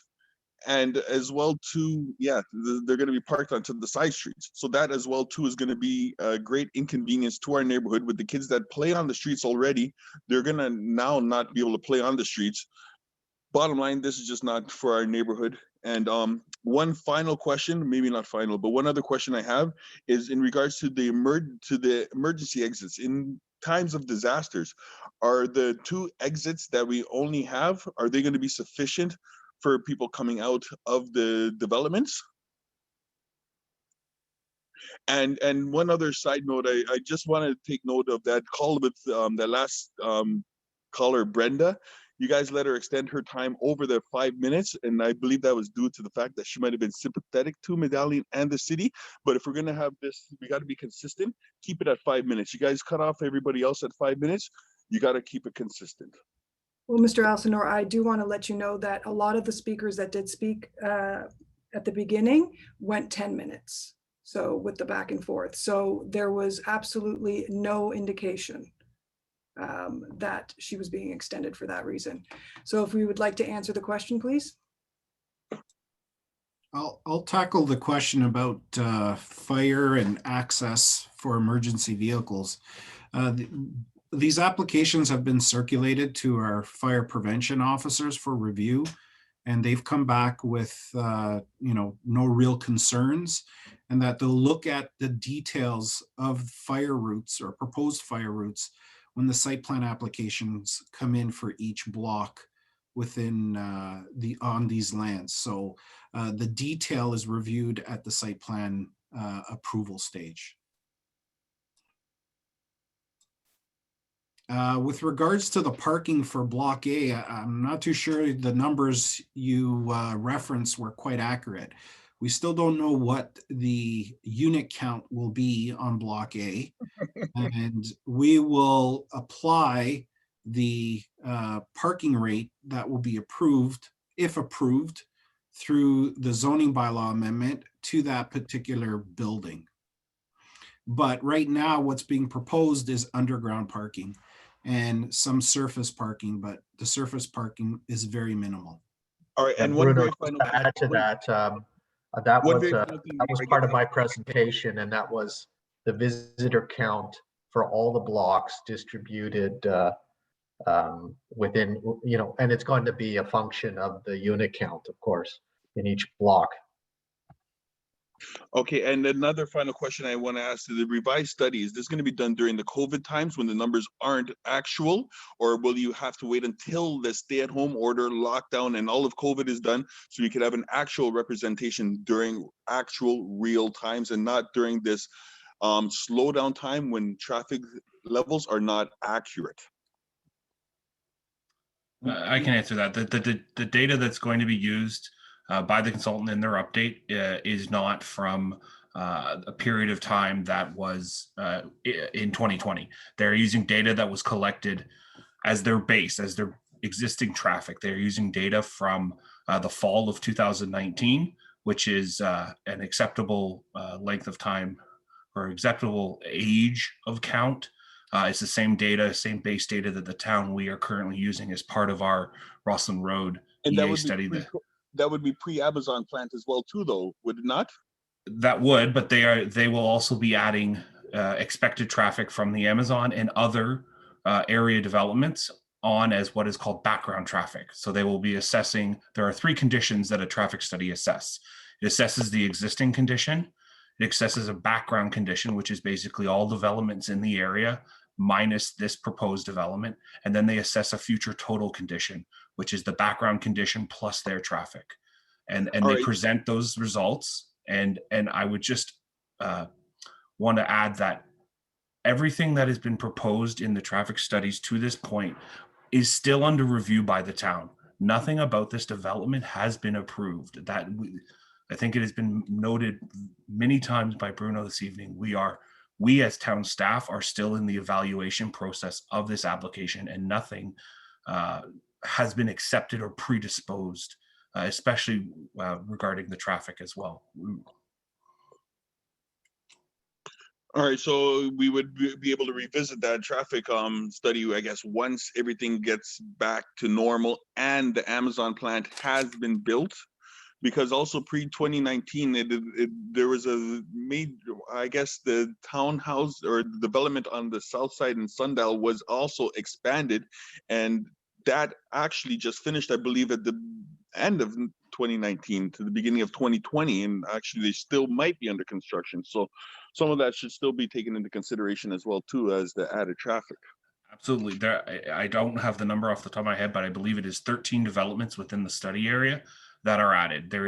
We look at an extensive area around this development to ensure and assess appropriately the impacts that it is to have on town infrastructure and town roads. Okay. Thank you very much for that. We have about 12 minutes. Oh, sorry, 8 minutes left, and a lot of speakers. So I'm going to move on to the next person with their hand up. The next person who hasn't spoken yet, Ped Koljemovic, just lowered their hand. Okay. Keith Saar, you are next. You should be able to unmute. Good evening. Can you hear me okay? Yes, we can. Go ahead. All right. I have 3 questions. The first, I guess, is there's a whole raft of questions in the text chat. So Steph, how will residents, participants in this virtual meeting learn your answers or the answers from planning on the questions posed in text chat? Right. So at the beginning, when I introduced the open house, I mentioned that the purpose is to have to hear from everyone who is actually on the open house and have them speak, and that all the questions that are going into the Q&A from this open house, from the one we had last week, from the one next week, we'll be compiling those and providing written answers to those, and that'll all get posted on the IMO page. So we need to visit the IMO page regularly to see if you happen to have yet posted an answer to something that was important to us. It will be, well, we'll compile them all because a lot of the questions are similar. So we will compile them all, and it'll be sometime in February where we will post them on the IMO page. Could we hope when we sign up for notifications that someone in your department will send us a notification to say the answers are now posted? Sure, that's fine. We can do that. Thank you. With respect to parking spaces, this is my second question. More than one expert, not just Kenneth, has talked about or inferred that people will be amenable to stopping buying cars because they happen to live near public transit. But let's be real, surely COVID-19 has taught us that your last thing you want to do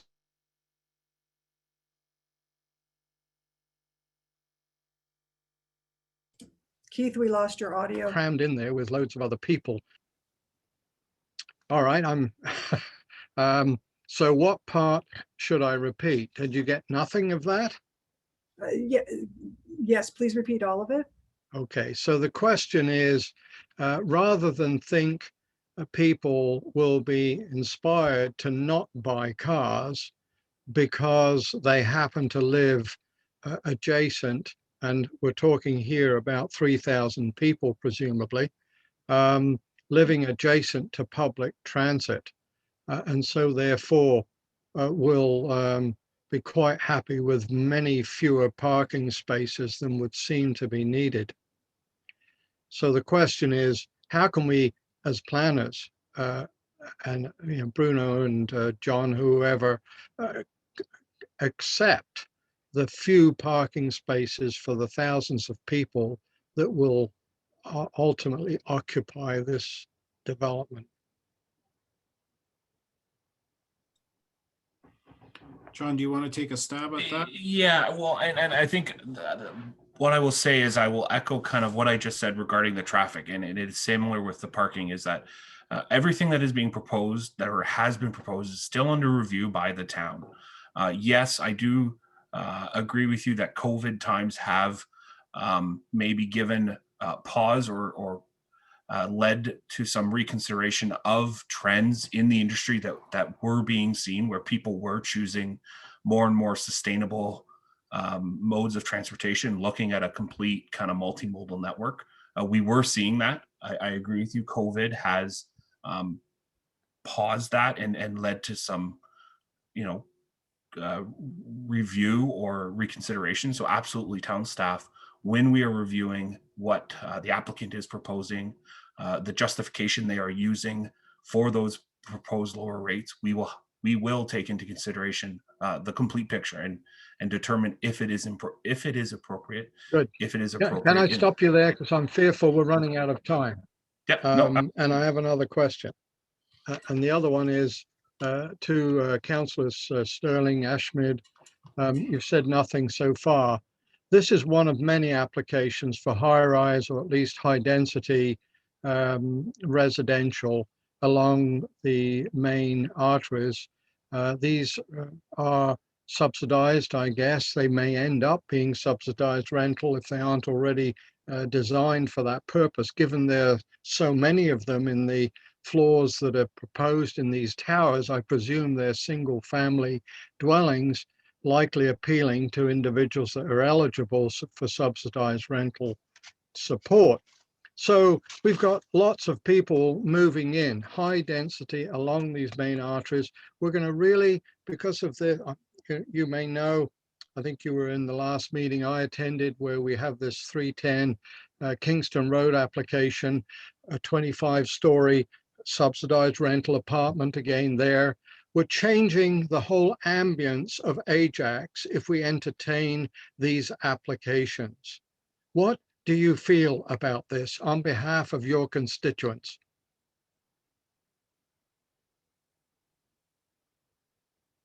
This is to Regional Councillor Lee and/or Councillor Ashmid Khan. Speak, please.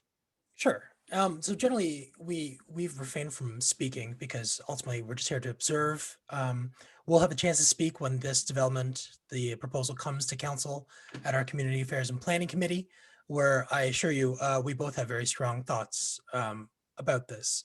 To answer your question, I think the reality is we have very limited space left in Ajax. That is not a surprise to anybody. And ultimately, a municipality should never stop growing. That is the responsibility of the municipality to nurture growth. And we've made a very clear-cut commitment to the green space, and we're obviously not going to create urban sprawl by paving over that and building on there. So ultimately, what we're left is applications like these where it's building upwards. To answer your question, you're not going to like the answer. It's a case-by-case situation, right? I don't know until I see a final application before me, and I don't think it's necessarily the most responsible thing for me to comment on something that's just hypothetical until it goes through a final application process. So again, we have very strong feelings. Councillor Khan and I speak on this daily. We speak with residents daily about this. You know, our emails are readily available. Our phone numbers are readily available. If you want to speak to us and find out how we feel, we're happy to entertain this. But right now, this open house is for the residents to give their feedback. And by the way, I'm also a resident. I live on 23 Rushworth. This affects me probably the most of a lot of people who are right next to the development. And so, yes, I have very strong feelings, but again, I'm here as a counselor to observe and to listen to the feedback. And you, Ashmid?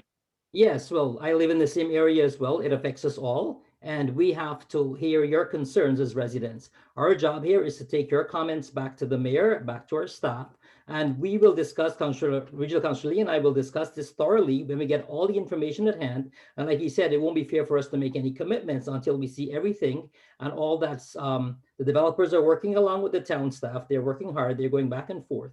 But then again, we will represent our residents and we will talk to our councillor colleagues and see exactly what they feel about it as well.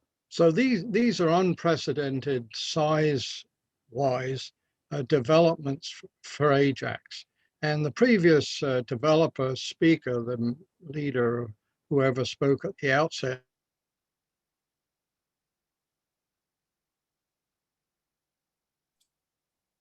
I think we lost you again. People's apartments that live nearby.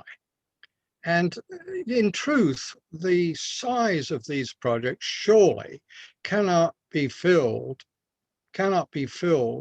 by people from nearby. We're going to draw people in from Scarborough, from projects, maybe even the West End, that are dissatisfied with rental, projects that have got all kinds of problems in those neighborhoods, and they're going to move to Ajax to fill these new postage stamp size apartments that are being proposed here.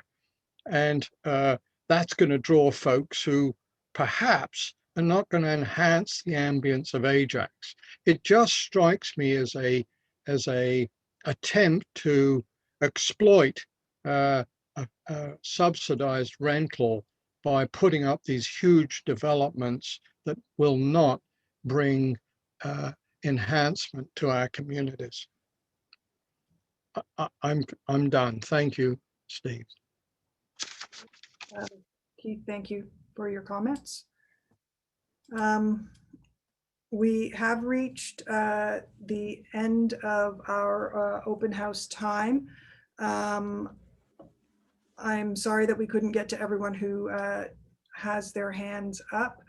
As I had mentioned, if you have questions, please,